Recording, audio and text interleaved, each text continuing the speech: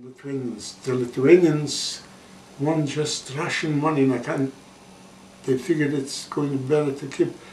And I sold all the fur what I had, candles and everything, a big stand in Vilna.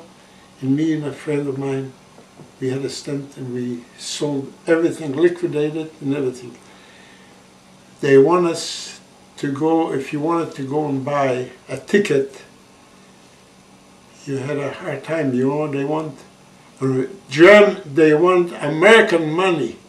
Where could you get American money? And if you walked in the street in Lithuania and they came down, the NKVD, the Russians came along and they searched, where did you get the American money? You have to declare it. They had an order, anybody who has American money, you have to declare it and change it to Russian money. It was rough. Everybody was afraid to carry it. They stopped you in the middle of the street and they had the right to search you. I said, it's rough, you know.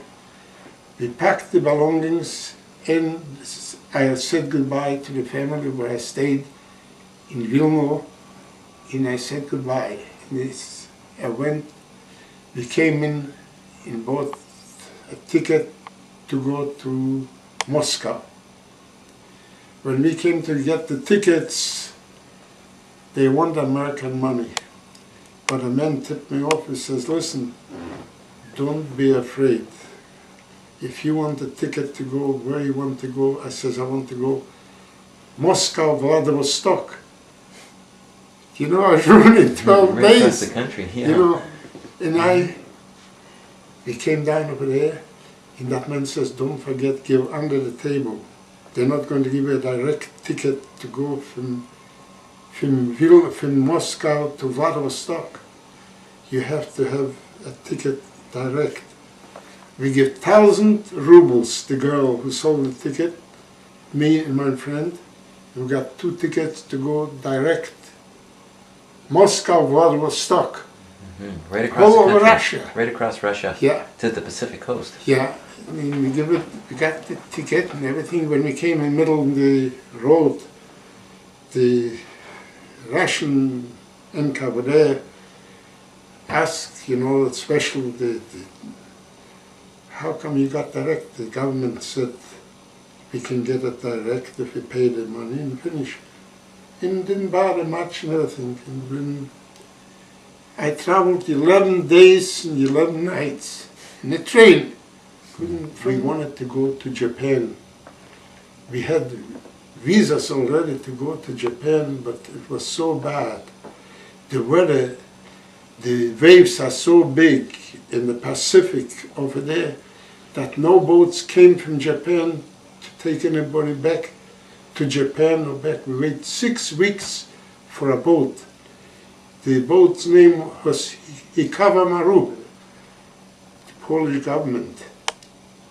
Said whoever wants to go, you don't have to go to China, but if you want, we're going to take you to go to Canada, and if you want, you will be able to join in the service. Just to have, but they didn't know, the Japanese didn't know nothing that we want to join the army or something, and we signed up, we're going to Canada. A lot of boys went to Shanghai, to Ecuador and everything. I didn't care anymore to travel. And they give me a passport, a Polish passport, a new one. And I came to British Columbia, Vancouver. I couldn't believe myself. What a nice place, kind of in Vancouver, you know. Scotch people have been very friendly, nice to us, I can tell you. Mm-hmm. Very, very friendly. What was life like after you landed in Normandy, for example? Was it mostly fighting during the day against the Germans, or was there some shooting as well at night as well? Artillery and night and day. Night and day. Both. You know what they did? Mm-hmm. When we captured it in Germany, a place, there had thousands of German boys with uniforms, grey pants with white stripes, prisoners in the German army. They wanted to kill them, but the Allies give them an order, if you kill any soldiers, we blow up all the Germans who were, they didn't feed them, they had magazines loaded with food and everything. We had quite a few doctors and everything. I remember one Dr. Kurland, a very fine young fellow, and he organized to open up all the magazines, but not to give the prisoners, the German prisoners, fat stuff to eat. We give them the rations, what we had, light food to eat and everything.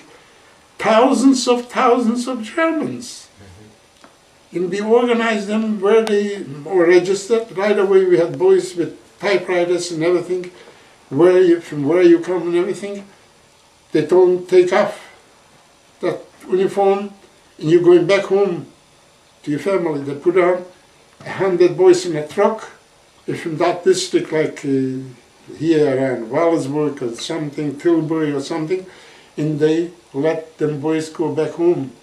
And we give them a very big hand, but nobody got shot. I'm just telling you, they obeyed the rules till the last day.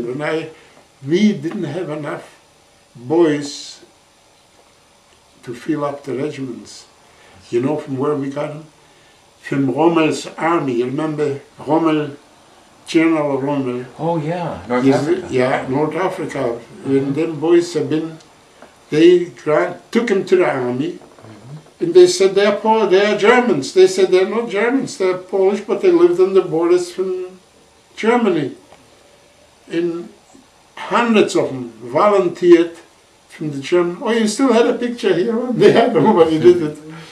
And they joined in the Polish army in good fighters, but we lost a lot of boys. A lot of boys.